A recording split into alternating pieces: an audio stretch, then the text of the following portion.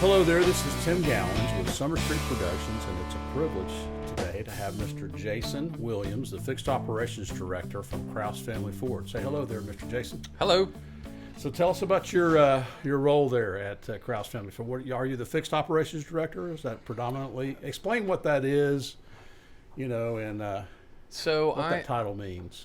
I've been at the dealership for, 18 years now. Wow. I'll be 19 years in February. So I kind of started, I've worked a little bit and had my hands in a little bit of everything. I came from being a tech to working in the quick lane to over into the main service, right in service. Then I was a service manager, and then I was a shop foreman. And then now I've kind of moved into the seat of I would call it the service director. And what's the difference between a fixed operations director and the service director? What does that mean? Well, fixed ops would be over all of fixed. My role right now, I'm just mainly over service because I'm kind of new into that role. So for those who are listening who don't know what the word fixed means, can you explain what does fixed operations mean? Well, fixed operations is the operations that's going on all the time. Right. Those cars are coming in and out for service all the time. Right. They're getting work done. Their PDIs are coming in, warranty repairs, all that is What's fixed. PDI? PDI is a pre-delivery inspection. So that's when the cars come from the factory to us. We do a pre-delivery inspection before. Thus the name PDI. Thus the name PDI. I got you. That's right. Okay, I got you. And so when you're you're over, how many employees do you actually have that you're trying to manage? I'm over about 89 to 100 employees, Wow. somewhere right in there. Wow, is that a little stressful at times? I mean, psychologically, yes. Yes, yeah, I bet it is. It can be fun. We try to be a family, so we try to help each other. Yeah. Try to coach each other. So we laugh, we cry, we mentor, we hold each other's hands, and sometimes we throw things at each other. So it's just like a family. Yeah, thus the name Krause Family Ford, right? That's right. That's right. Well, I hope I'm not around when there's folks throwing stuff. So. Well, you get mad at your best friend sometimes. So that I think that's human nature. Yeah. Okay, so I've got 3 categories I want to ask you some questions in today. Okay, Jason. Okay. The first one is just defining the role and responsibility. What you actually do. The second will be managing the team. How do you manage the folks? How many did you say work there? 89 to 100. Okay. Yeah. How do you manage that? And then the last category will be customer management, problem solving. So I know a big part of what you do there is to assist with customer relation issues, right? That's right. So I know that's a big part of it. It is. So the first question I have for you would be, as a service manager is a critical link between the customer and the technicians, right? Yeah. Well, I think the critical link between the customers and the technicians would be the service advisors. Okay. The service advisors are the liaison, if you want to use that word. It's that's who translates what the technical knowledge of the technician is giving the service advisor, translates it to the service advisor or to the customer. So it's a little bit of a what's the word you use when you're translating for somebody? They're interpreter. You're an interpreter. They would interpret what the vehicle needs to the customer. Yeah. And sometimes they put dollars and cents to it. At least we hope they do. So immediately my mind goes to the better your customer service advisors are, the better your job is, the smoother your job is, right? That's right. So I guess a big part of what your job is hiring the right people to interface with the customers to keep them happy and keep them from coming to you, right? That's right. That's right. So you do a lot of training with them. Training and ongoing onboarding with them. Always training. Always trying to be there to see what's going on to correct the wrong behaviors and reward the right behaviors. So yeah, that's great. That's really great. Another question: what does customer satisfaction mean to you in the context of a Ford dealership? Okay. So, and what key metrics do you use to measure success in that area? So Ford does have the website, which surveys from customers are taken in and they are scored. Of course, we strive to have all fives, which would be 100%. But as things happen, sometimes you get a customer that may not be fully understanding what happened or how that happened or why that happened, and sometimes when we get those surveys, then I'll take a look at it and we'll interpret maybe what went wrong during that survey and or during that visit, and then we'll touch back with the customer to see how we can explain that and bring those things to light and make the customer feel like they understand what happened and going forward. Make them feel like you're on their team. Right. You're serving them and giving them a good experience. Right. Right. I got you. Okay. And you know, we're scored on that so that we can make ourselves better. So tell me, how does the scoring work? I mean, tell me more about that so the customers can understand the importance of that survey. So the survey comes out, and there is a 1 through 5 matrix. Basically, the way the matrix works is anything below a 5 to us is a failing grade, and we want to strive for all 5s every time. We want to provide a premium service to our customers and them to have their vehicle fixed the correct way every time. So it's there's a lot that goes into it besides just scoring. Yeah, so it sounds like it's a lot more than just the score itself. Well, right? you know, I mean, you've met someone before that maybe you don't like the way they look, and you know, you could have a little bit of a personality conflict, and then you get that survey, and right. Well, here's everybody has that, don't they? I think so. Eventually, no matter how good a service writer actually is, there's going to be somebody that doesn't like that guy, right, or girl, right? Right.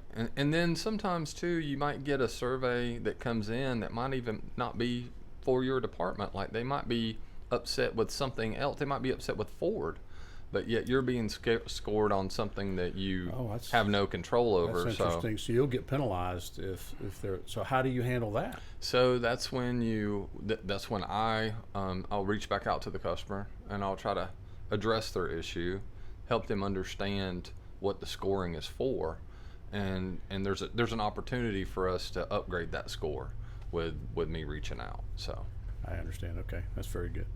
So every dealership has financial goals, right? Mm-hmm. I mean, they all have various different financial goals, and that sometimes doesn't always flow into the dealership's financial goals, right? I mean, have you been in situations like that, and how do you handle that? I would take it, I would take those one at a time. We want to do what's right for our customers, number one. So if there's a way that we can help our customer, be it through some financial assistance from Ford, through an extended warranty, through us even giving them a break on the labor or the parts, just that way we can say, hey, Mr. Customer, we did this for you, and hopefully that helps you with not so much of a financial burden, and I think that shows our willingness to help. They'll tell their friends, and their friends will come see us too. Yeah. Once again, it's all about the experience that they have, right? Right. And if they feel like that you as the leader of the service advisors are teaching your people to help them have a good experience, right? They're gonna tell other folks, hey, Krause Family Ford really treated me well in this difficult situation. Yeah. Right. Yeah. Right. And that's your goal. That is our goal. Our goal is treat everybody like family. Yeah. We want for you we want to give you the estimate that we would give to our mother, to our father, to our sister, to our brother. So we want to just be that pillar in the community that shows us as your family member. Yeah, I know that your dealership is doing a lot to work with community development, and if you're doing that and at the same time you're ripping people off, that's not going to go well. Not a good look, is it? That's not going to go flowing very well with community development, right? Not a good look. Right. So that's good. Another question for you is, beyond the technical aspect of the job, what are the most significant challenges you face as a service manager, and how do you overcome them? So what's your number one challenge, would you say? Well, I think my number one challenge is time management. It's really hard to, I want to say, don't get wrapped up in your email too much that you can't get out there and talk to a few customers and put your face out there and make sure that the advisors are saying the right things and doing the right things and giving the right estimates. So it's a little bit difficult to not get sucked into the computer, I guess I should say. I feel Yeah, like I think that's everyone's challenge, isn't Yeah. it? Is to not get caught in the weeds, to keep the priority, right? Well, me as managing a large group of people, I need to, I try to make it a point to walk around and touch everybody. Maybe not touch everybody, but like say hello to everybody. Yeah. See how's your day going. Yeah. At least once a week. Just Right. that way they know that I'm there for them if they need something. And that you care for them. I right? do care for them. Yeah. Right. Yeah, that's good. That kind of flows into my next question. In your opinion, what's the single most important quality for a service manager must possess to be successful? What would you say that would be? The single most important characteristic. Well, I think you got to be versatile. I think you got to be able to see both sides. I think you got to be able to roll with the punches or go with the flow, and you also sometimes you have to be able to stand up and put your foot down and say, no, Yeah. this is the line in the sand, so to speak. Yeah. So you have to be versatile. Versatile. That's Yeah. good. That's very good. And it's probably something in 19 years of being at Krause Family Ford that you probably have developed that, haven't you? Well, Out I of- have. I mean, Out of necessity. yes. Yeah. Yes, that at work and at home. I mean, I try to be as versatile as I can be. I try to be. Tell the folks how many kids you have. I think that's those that might be interested. I have 11 children. I have my wife and I. We both were previously married. I had some children. She had some children. We got married. We had some children.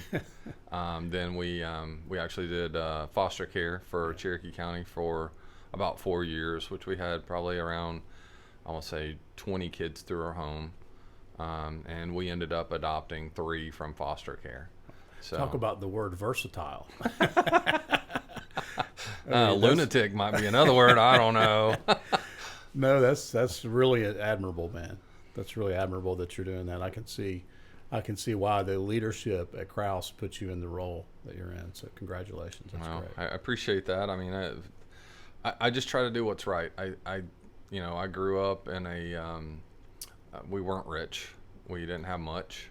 We had to work for what we got, and that's the way I have done my career. So when I see somebody that's struggling with a repair, I can put myself in those shoes and know that, I know what it's like not to have any money and need something taken care of. So we try to be compassionate to those that need that and help them out when we can. Yeah, man, that's really awesome, Jason. Yeah. Congratulations, man. Thank you. Thank you. Next category is managing the team, managing the 89, 90 plus people that work for you. So the service department's success depends on the mechanics and the technicians, right? I mean, wouldn't you say? So, I mean, it's a combination. So, service department. When you think about service department, you have technicians, you have porters, you have cashiers, you have receptionists answering the phone. So, I mean, think about it, Tim. If you call a place, Yeah, and that's right. and you don't get a answer, or the person that picks up the phone is not nice, or doesn't say the things that you feel like you should hear. Let's just say they're rude or something. Yeah, right? then are you gonna call that? Are you gonna go there? Probably not. Yeah. So it starts there, and then from the time they're greeted and moving forward. So there's a lot that goes into it, and also we have a great parts team. Our parts team, without our parts team, our service technicians, they couldn't do their job, and our service advisors couldn't do their job either. So it's a team effort. It's a team effort. Yeah, that's great. And how do you lead and motivate your team to maintain high performance high performance on them personally.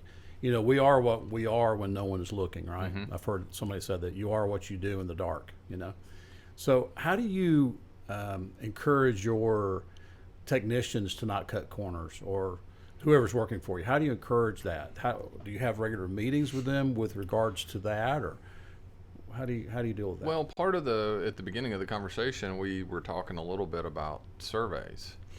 Some of that information is conveyed in the surveys. Well, one of the questions is that we fix your vehicle right the first time it came in. So there's a metric there for technicians to be able to tell if we are truly fixing their car right the first time they come in. So that's one way to kind of tell where you're at with that.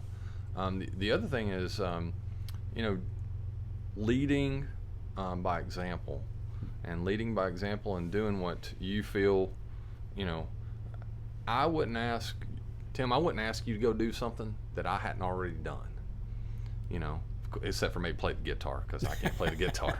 But, you know, if I ask someone, hey, let's empty these trash cans, then I'll probably grab a trash can too and help you empty it. So I'm not one to say, you know, you do it. And so I think leading by example is a good quality for a manager. That's probably one of the most important. And I've done a lot of podcasts through the years, and we've talked to a lot of business leaders. And we had a big interaction with Chick-fil-A here not too long ago. And I love Chick-fil-A. That is exactly what Dan Cathy's. He leads by what he does. Mm-hmm. He also leads by what he says, but he also leads primarily by what he does. Give you a quick, for example, we were invited to come in and have lunch with him, my wife and I. And the porter lady that was bringing our food dropped the entire food all over the floor. Jeez. And so he immediately jumps down on his hands, and this is the CEO of a $1 billion company, jumps down on his hands and knees and starts picking up the food and sweeping up the food with a tissue in front of me and my wife and the entire staff. And he's on the floor sweeping this up with his tissues, and he's asking for more tissues. Right. And the lady starts almost crying. He says, "Don't worry about it, Sally," whatever her name was. He says, "I got it." You know, so but that wasn't contrived. That was a natural thing that he did. Right. And so that's kind of what you're saying, is leading naturally by the characteristics that are within you. Right. That will help influence other folks. That's great. Yep. You just got to keep a positive attitude. Right. Attitude is everything. Attitude is everything. You can't be in it, you know, scowl face and just not approachable. You don't want to be an unapproachable boss, because then that just leads to, hey, this guy doesn't like me, or, you know, misconceptions. Right. How you treat others and the countenance that you push forward to other people and the way you speak is way important, more so than maybe it's one of the top three things. Yep. I think that can be found in an effective leader. Next question for you is conflict resolution. Of course, everybody has conflict, right, at some point. So conflict resolution is a key part of management. Can you describe a time when you had to mediate a disagreement between an employee or address a performance issue, and what was your approach? Well, I mean, approaching something like that is, first you got to gather all the information. You got to figure out, hey, what's really going on. You know, I was trying to think of a time. I mean, I had an issue. I've had an issue between, let's just say, departments, and it's a little bit of a dress code issue, but it is hot and summertime down here. So I think it's how you approach how you begin the conversation with the employee. You got to be, as a manager, you got to be a little bit politically correct.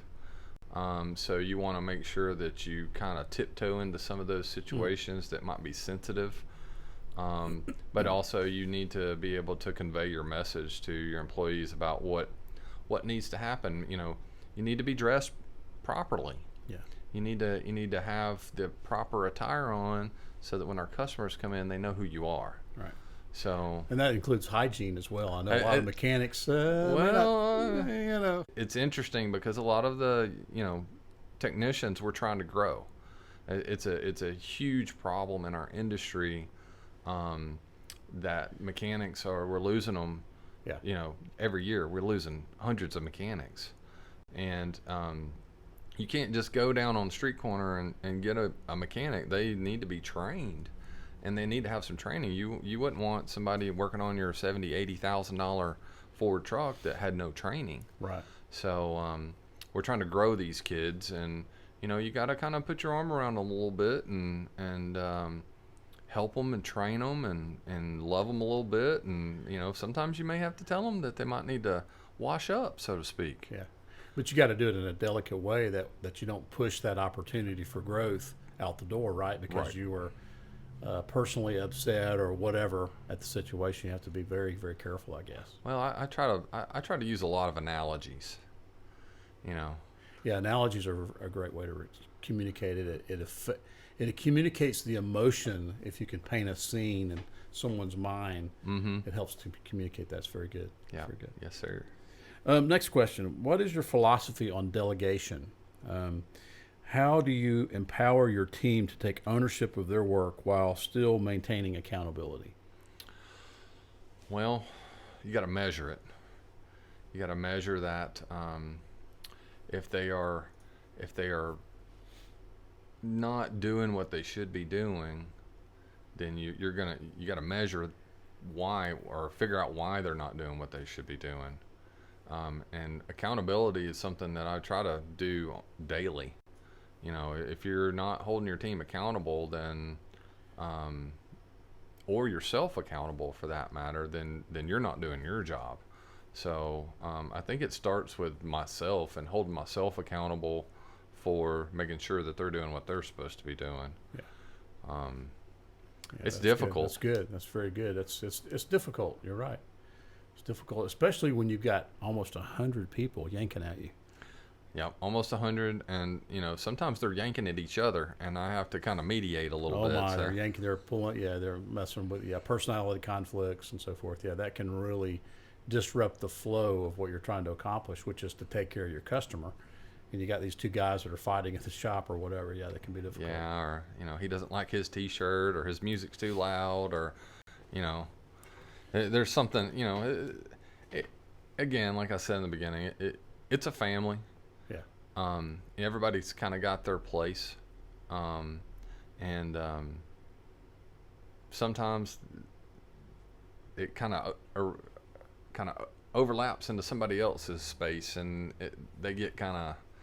It's like your brother coming and knocking on your door, or taking your pillows off your bed just to aggravate you. And sometimes that kind of stuff happens in the shop. So yeah, I got you.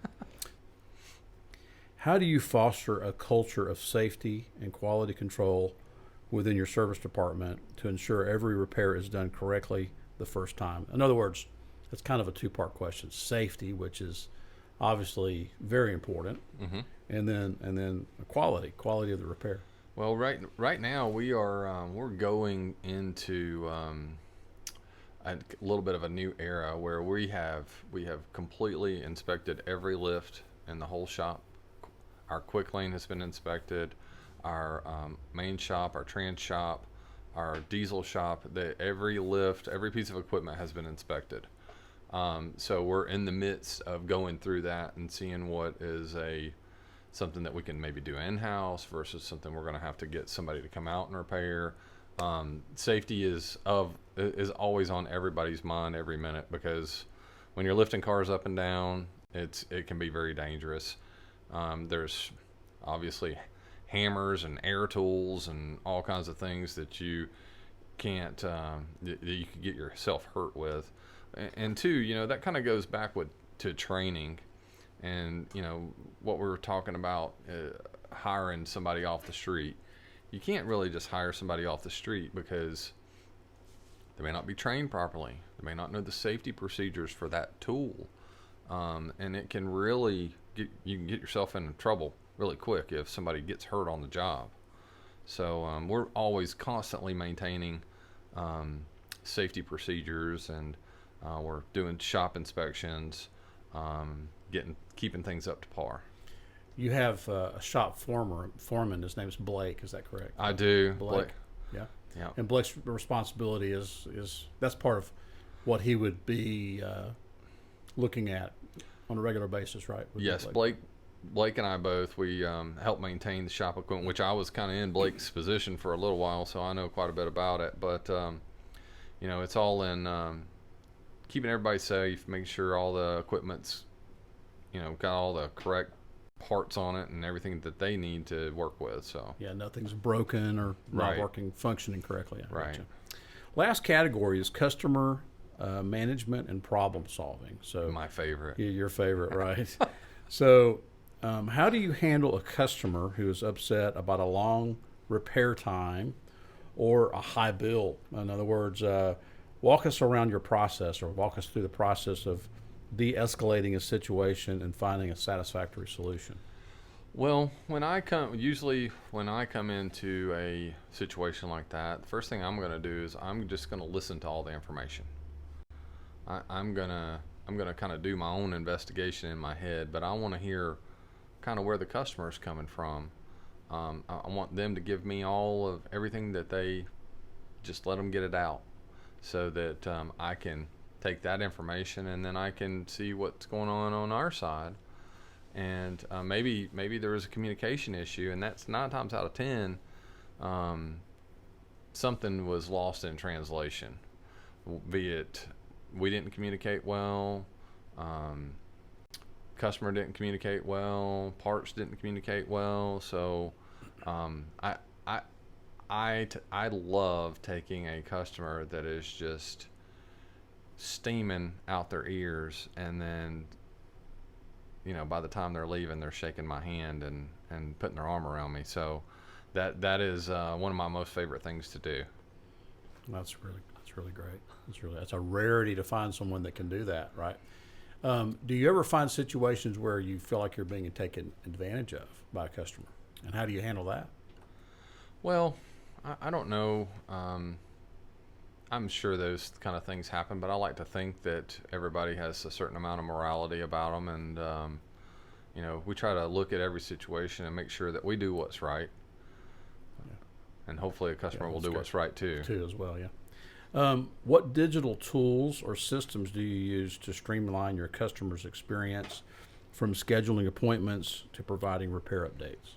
So our new system, we just started a new system. I guess it's been about a month or so now. We're using X-Time.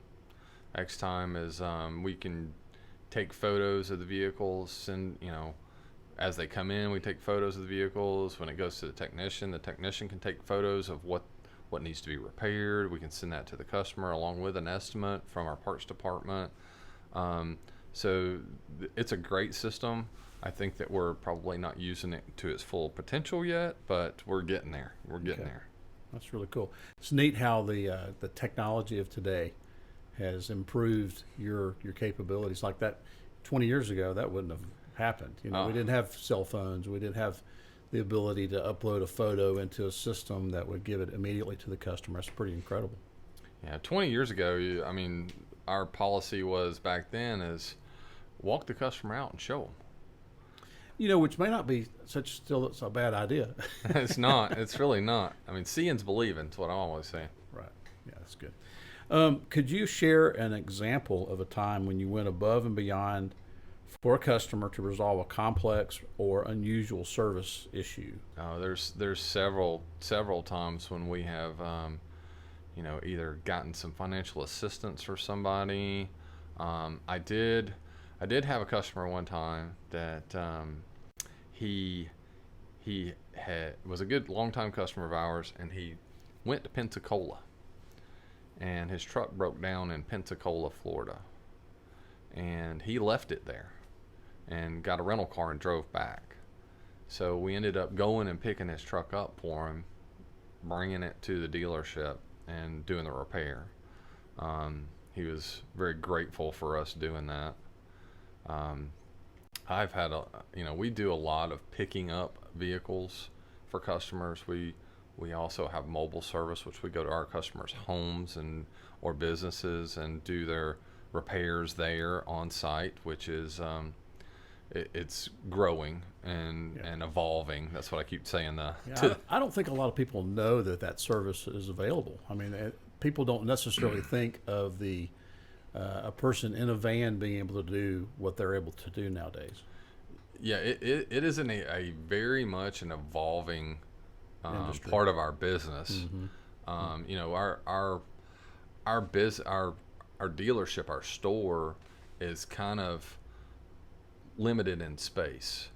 So this is a way for us to we can put somebody in basically a rolling bay with a toolbox in it, and they can come to you and or fleet accounts, in which fleets is it's really great for fleets, because we can even come on a Saturday and we could do a few trucks while those fleets are not out on the road. So it can help them with downtime as well.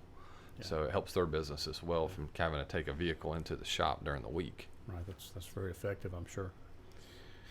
Another quick question for you is, how do you effectively manage a customer's expectation? So I know a lot of folks will, when they drop their vehicle off, they expect certain things. Maybe that expectation is reasonable. Sometimes it's not reasonable because they don't have all, once again, like you said, they don't have all the information. So they expect something to occur, or they expect a time frame, and that doesn't necessarily always happen, right? Right. So how do you effectively manage a customer's expectation, especially when dealing with back-ordered parts? I know that's been an issue with COVID, or an unexpected repair cost or charge. How do you deal with that? Well, you really need to just over communicate with that customer, and just treat them like you would your brother or your dad or your sister or your mom. I mean, over communicating. Hey, just being honest. You know, that's the biggest thing. Communicate with the customer. If the part's on back order and you don't have a date, then just be honest. Hey, we don't have a date. If it's something that you don't know, like you said, you may not have all the information. The customer may not have all the information. You may not have all the information either. So if you come in and we need to find out what's going on with your check engine light, well, I'm not sure if I'm going to have a part for that. I'm not sure if it's coming from the moon, or if it's in Memphis.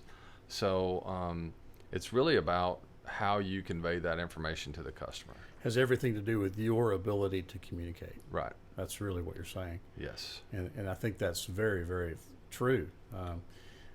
Can a service advisor who doesn't communicate well be successful as a service advisor? I think that they might be a service advisor, but they won't be one for very long. I got you. That's true. They probably won't be one for very long, right? That's right.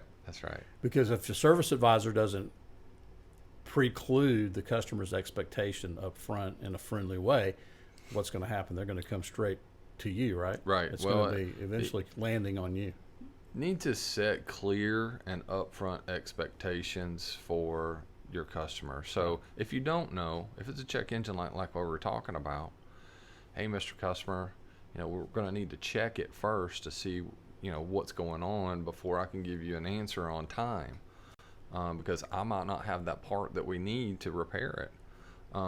So I think it's setting that expectation in the beginning is really, and then communicating throughout the repair to keep you on track with the customer, so the customer's on the same page as you. Yeah, that's really great, man. Last question. I got a last question for you, and hope I've really enjoyed having you today, Jason. Thank you. Great. I've enjoyed it too. So, in your role, you are a representative of the Ford brand, correct? Yes, sir. Okay. How do you ensure that every customer interaction, regardless of the outcome, reinforces a positive image of Krause Family Ford and Ford Motor Company? Well, I think that kind of goes back to morale. It really does. To morals, right? Right. I mean, I've often said that you're only as good as your weakest link or your weakest employee, right? Do you think that's true? Do you think that kind of flows into that question a little bit? I think it does, but I also think that sometimes that weakest employee may be weak for a reason, and sometimes, like I said, you kind of got to put your hands or your arms around them, teach them, groom them. Yeah. Especially some of these younger people. Yeah. We're in a really challenging time as far as the workforce goes. Right. We have a lot of these kids that they're out of high school, even out of college, and they're still living at home. They don't have any bills, or they're not starting a family. So money is not a driver for them. So I think it's really kind of dadding them a little bit and teaching them the right way to do things, you know. Yeah, personally investing in their character development, right? Yes, sir. Yeah, that's a big part of what you're doing. I really believe it is, and I pride myself in trying to show them the right way. Right. You know, there's a right way to do things and a wrong way to do things, and you can go a lot further, a lot faster if you do things the right way. Right. The first time. First time. Right. Well, Jason, thank you so much for being with us today. If the folks want to get in touch with you, would you be willing to share your phone number and your email address? Yeah, the phone number is 770-592-0090. And then I would just tell the receptionist, or press 0, and you'll get the receptionist, and just ask for me. And my email is the letter J, Williams, @KrauseFamilyFord.com. Well, once again, thank you again, Jason. It's been great having you today. This is Tim Gowens with Summer Street Productions. We are eager to help you with your podcast, and if we can ever assist you, feel free to reach out to us. Thank you.